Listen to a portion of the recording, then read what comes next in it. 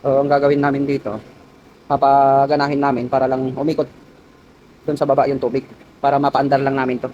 Kailangan namin to mapaandar ka din para makita namin yung kondisyon. At para makita din namin yung pressure dito. Yan. Okay, so ito ka din yung control ng fire pump. Tapos ito naman yung control ng jockey pump. Ito yung pump niya ka Gencon. Okay pa naman yung langis. Ayan. Dapat nakakalahati yan ka Gencon.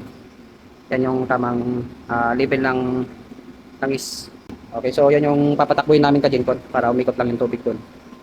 Ito patatakbuhin namin yung tubig dito ka Gencon, dito sa taas para makita namin yung flow ng tubig dito. Makikita na, mabasa namin. So, itong valve na ito ka Gencon, isasara na lang namin to. Tapos bubuksan namin itong valve na ito. Saka yung valve na to. Bubuksan namin. Para yung tubig mula dito sa pump, ayan, mula dito, dadaan dito, yan, dadaan dito, tapos aakyat dito sa taas. Akyat yan. Tapos bababa dito, pupunta naman ngayon ka Gencon dito sa cistern tank. Ito. So ito, isasara namin tong valve na to. Ito kasi yung papunta ng main building. Sasara namin to, tapos sasara din namin to para sa jockey pump. Saka ito, jockey pump. Tapos ito, sasara din namin to. Kailangan namin to buksan para yung tubig umikot yan sa baba. Tapos bumalik ulit doon sa pump. So, yun ka Gencon. So, ready na to para i-testing. Sasara lang muna namin yung mga valve. Okay na yan. Okay na yan. Buksan mo. Okay. Alright. So, ito yung control ka Gencon nung fire pump. Kailangan lang yan sara ka Gencon. Yan yung valve nang papunta doon sa building. Sagad mo. Ito ka Gencon, kailangan namin isara ngayon yan. So, bukas na itong dalawang valve na to. Saka yun. So, ang gagawin na, ang mangyayari dyan ka Gencon, ikot na ngayon yung tubig dyan sa taas. Yan. So, machichik namin dito. Yung tubig na iikot. Paikutin namin doon, tapos babagsak doon sa ilalim. Yun. Babagsak ngayon doon ka Gencon. So, kailangan mabuksan yan.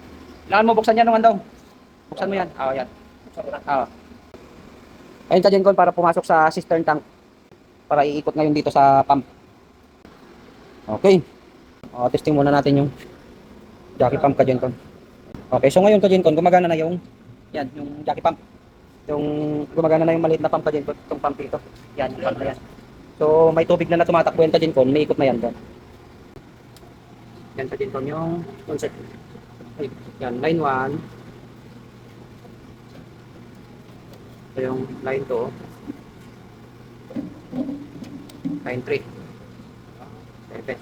Ngayon ka Gencon, napagana na namin to. So ibig sabihin, good ito, gumagana. O ngayon, ang susunod naman namin ka Gencon ay ito.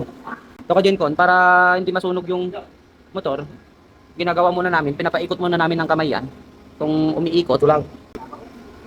Ano, bumabas rin? Stuck up na yata. So kailangan pa namin pwersahin ka Gencon para ma-manual pag-ikot muna bago namin paandarin sa breaker. Kailangan mapaikot man lang. Kung ayaw nung andong sa kabila naman, pabalik. Sige nga. Yun, ganun dapat. Okay, ganun. Nag-stack up na rin pala. Kamay na, pwede ng kamay. So, yun. Okay ka Gencon. So, nag-stack up nga kanina. Buti na lang, tinira muna natin ng yabi tubo ka Gencon. Yan, no? Oh. So, ngayon, pwede nang paikutin ng kamay. Sige nga naman itong paikutin mo. Okay. Yan. So, okay na yan. Pwede na yan. Sakto kasi yun yung rotation niya. Yun. So, nag-stack up siya ka Gencon. Yun ang kagandahan sa ginagawa natin na PM ka Gencon. Dahil kung napabayaan to, siguro, pag inabot pa to ng isang taon pa, malamang ito, stack up na. Kamayin mo nga nung andong ulitin mo kamay. Ayan, ganyan ko, no? Napapaikot na ng kamay, oh. Okay. Kanina, ayaw umikot yan. Kahit anong pwersa. So, pwede na ngayon mag-testing ka Gencon dito sa control. Okay ka Gencon, so paandarin na namin itong pump na to para umikot yung, para umikot yung tubig doon. Okay. Power on. So, pag once na inon ko itong breaker ka Gencon, automatic aandar na yan. Kasi yung pipigil ng pag-andar para dito sa pressure switch, so naka-zero na. So ibig sabihin, wala na siyang protection para huminto yung pump. So pag once na inon ko tong breaker ka Gencon, aandar na yan. Kasi kailangan muna magkaroon ng 100 PSI bago huminto. So dahil nga nakarekta tayo sa ilalim, ikot lang ng ikot yung tubig diyan ka Gencon. Kaya tuloy-tuloy lang ang andar niyan. Ayan, so fire. Ayun. Yan, Kajencon. So, Alam mo yun, yan, Kajencon, nakaandar na yung ano natin, yung pump. So, ayun, Kajencon, yung pressure, oh. So, ayos. So, ibig sabihin, Kajencon, gumagana ng maayos to. Magana na. So, kuhanan lang natin, Kajencon, ng amperahe. Ayun to. 50. Okay. Okay, Kajencon, yung line 2, 52.8. Line 3, 42.7. Okay. Line 1, 48.5. Oh, yan Kajencon yung amperahe nung pump. Okay. Yan. So, kuha na natin Kajencon nung amperahe nung pump. Oh, okay naman to. Okay na? Okay. Okay, Kajencon. So, tested na. Okay naman. So, ngayon ang gagawin namin, Kajencon, babalik na namin to sa original setup. Ito pala, Kajencon, ang tawag nito, relief valve.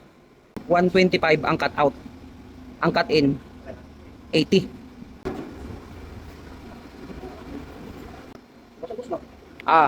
Isarado mo yan. Yan. Yan, so babalik namin, Kajencon. Kaya lang namin dyan pinadala. Ay, sara. Babalik na namin, Kajencon, sa original setup. Ang importante dito, Kajencon, yan, Kajencon, yung valve na papunta na ng ano, ng building. Oh, binubuksan. Okay, Kajencon, balik na sa normal operation to. Okay na.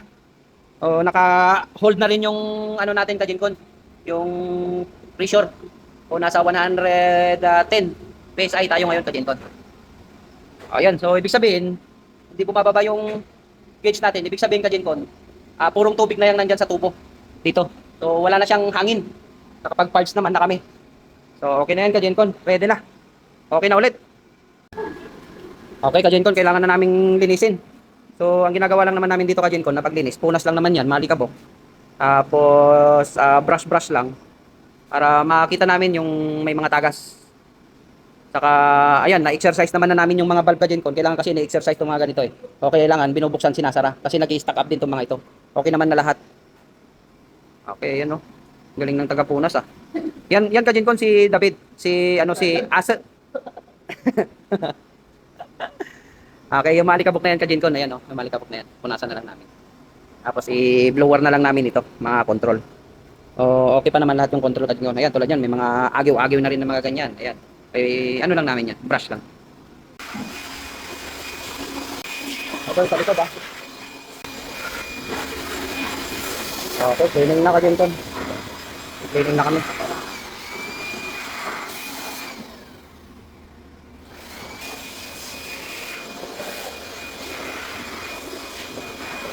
Importante lang naman dyan, Kajencon, na ginagawa talaga ay yung testing. Importante kasi, Kajencon, na napapatakbo kahit twice a year yung pump na yan. Dahil itong pump na ito, Kajencon, hindi yan tumatakbo hanggat hindi magkakaroon ng sunog. So, importante yon na nagkakaroon ng ganitong PMS saka testing.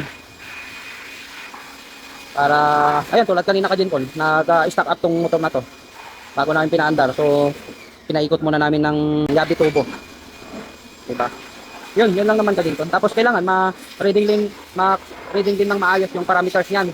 Tulad niyan, mga amperahe, voltahe, tapos yung cut in cut out ng fire pump at cut in cut out din ng jockey pump ito para malaman, Kajencon, na accurate pa rin yung niya, yung mga pressure switch niya.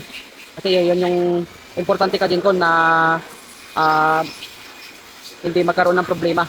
Dahil pagka nagkaroon ng sunog, hindi aandar yan, Kajencon, hanggat may problema yung mga pressure switch na yon. So yun, thank you, Kajencon.